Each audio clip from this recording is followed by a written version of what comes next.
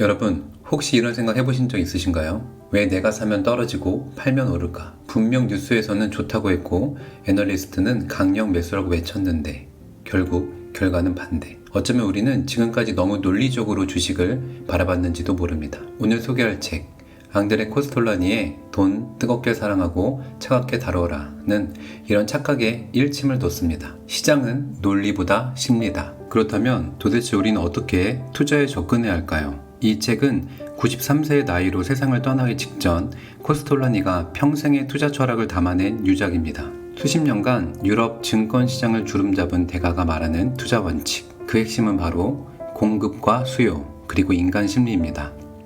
이 영상에서는 돈 뜨겁게 사랑하고 차갑게 다뤄라의 을 바탕으로 주가를 움직이는 진짜의 원리와 일반인이 절대 놓치면 안 되는 투자 태도를 낭독과 함께 해설해 드리겠습니다.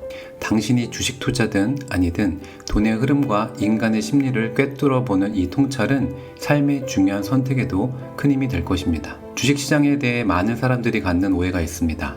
뉴스, 애널리스트, 경제지표. 이 모든 걸 꼼꼼히 챙기면 시장을 예측할 수 있을 것 같다는 착각이죠. 하지만 코스톨라니는 이렇게 말합니다. 주식시장에는 고유한 논리가 있으며 여기에 일반 투자자는 크게 영향을 주지 못한다. 시장은 매번 다른 얼굴을 하고 나타납니다. 심지어 같은 뉴스조차 해석이 매번 바뀌죠. 코스톨라니는 다음과 같이 말합니다. 달러 환율에 변동이 없다는 것을 주가가 오르는 이유로 꼽는 기사가 나간 다음날 같은 신문에서 그것을 다시 주가 하락의 주요 원인으로 지목하기도 한다. 이처럼 시장은 일관된 논리보다 해석과 심리의 장입니다. 이 말을 듣고 좀 혼란스러우셨죠? 괜찮습니다.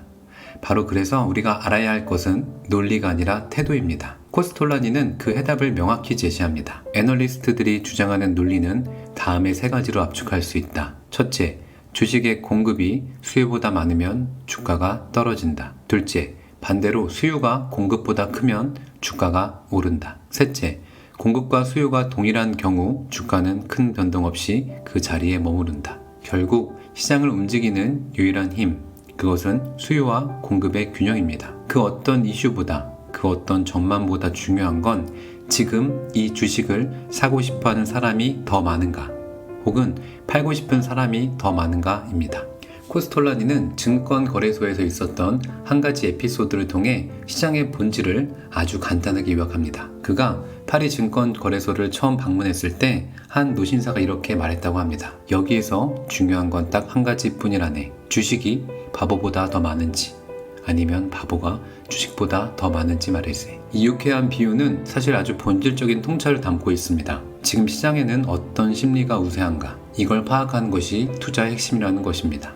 그는 이 경험을 바탕으로 주가의 흐름을 이렇게 해석합니다. 주식을 보유한 사람이 심리적 또는 물질적 압박감에 주식을 내놓았을 때는 돈을 가진 사람은 사려는 마음은 있어도 꼭 사야 한다는 압박감을 느끼지 않으면 주가는 하락한다.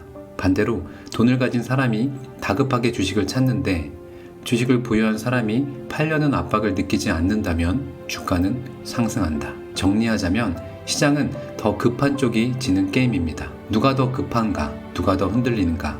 그 차이가 수요와 공급의 힘으로 나타나고 바로 그것이 주가를 움직이는 힘이 되는 것입니다. 여기서 우리는 아주 중요한 교훈을 얻을 수 있습니다. 시장은 합리적으로 움직이지 않는다. 뉴스, 경제지표, 기업 실적 등 겉으로 드러나는 정보들은 참고사항일 뿐 진짜 주가를 움직이는 것은 시장 참여자들의 집단 심리이다. 코스톨라니는 이렇게 강조합니다. 이러한 사건이 시세에 영향을 주는 것은 맞다. 하지만 그 영향은 간접적이다. 돈을 가진 사람과 주식을 보유한 사람이 그러한 상황에 특정한 의미를 부여하고 상황에 따라 투자를 해야만 비로소 그 사건들이 시세에 영향을 미치게 된다. 즉 똑같은 사건이라도 어떤 해석이 우세하느냐에 따라 시장의 방향은 정반대가 될 수 있다는 것입니다. 예를 들어 전쟁이 터졌다고 해서 반드시 주가가 떨어지는 것은 아닙니다. 때로는 전쟁 반발 이후에 전쟁 특수에 대한 기대감으로 방산주가 오르기도 하죠. 결국 이 모든 건 그 사건을 어떻게 받아들이느냐에 따라 달라지는 것입니다. 이제 이해되시죠? 시장을 움직이는 건 사건 자체가 아니라 그 사건에 대한 해석과 심리입니다. 그렇다면 우리가 해야 할 일은 분명합니다. 시장을 정확히 예측하려 하기보다는 시장을 바라보는 나의 태도를 점검하는 것입니다. 불안한 뉴스에 따라 덜컥 팔고 좋은 소문에 혹해 덥석 사는 게 아니라 한 발 물러서서 지금 시장에 더 급한 쪽이 누구인지, 공급과 수요가 어떻게 흐르고 있는지를 관찰하는 것. 그 냉철한 시선이 바로 코스톨라니가 말하는 차갑게 다루는 법입니다. 자, 오늘 돈 뜨겁게 사랑하고 차갑게 다루어라를 통해 우리는 다음과 같은 강력한 인사이트를 얻었습니다. 첫째, 주가는 논리보다 심리에 따라 움직인다. 경제 뉴스나 분석이 항상 정답이 아닌 이유, 이제 이해되시죠? 두 번째, 시장은 더 급한 사람에게 불리하게 작동한다. 투자든 인생이든 흔들리지 않는 태도가 핵심입니다. 세 번째, 모든 주가는 결국 수요와 공급이라는 단 하나의 원칙에 따라 결정된다. 이 단순한 진리를 알고 있느냐가 당신의 투자를 완전히 바꿉니다. 넷째, 어떤 사건도 그것만으로 주가를 움직이지 않는다. 중요한 건 사건 자체가 아니라 그 사건을 둘러싼 사람들의 해석입니다. 이제 당신 차례입니다. 이 책을 통해 얻은 인사이트를 실제 삶에 적용해 보세요. 투자할 때, 소비할 때, 혹은 중요한 결정을 앞두고 있을 때 다음 질문을 스스로에게 던져보세요. 나는 지금 급한가? 나는 이 흐름을 차분히 관찰하고 있는가? 지금 시장에는 바보가 더 많은가? 아니면 주식이 더 많은가? 이 질문 하나만으로도 당신의 선택은 훨씬 더 명확하고 현명해질 것입니다. 이 영상이 도움이 되셨다면 좋아요와 구독, 알림 설정 꼭 부탁드립니다. 그리고 오늘의 질문, 지금 당신은 급한 투자자인가요? 아니면 냉정한 관찰자인가요? 여러분의 생각을 댓글로 함께 나눠주세요. 당신의 인사이트가 또 다른 사람의 투자 기준이 될 수 있습니다. 이상 어썸 인사이트였습니다. 감사합니다.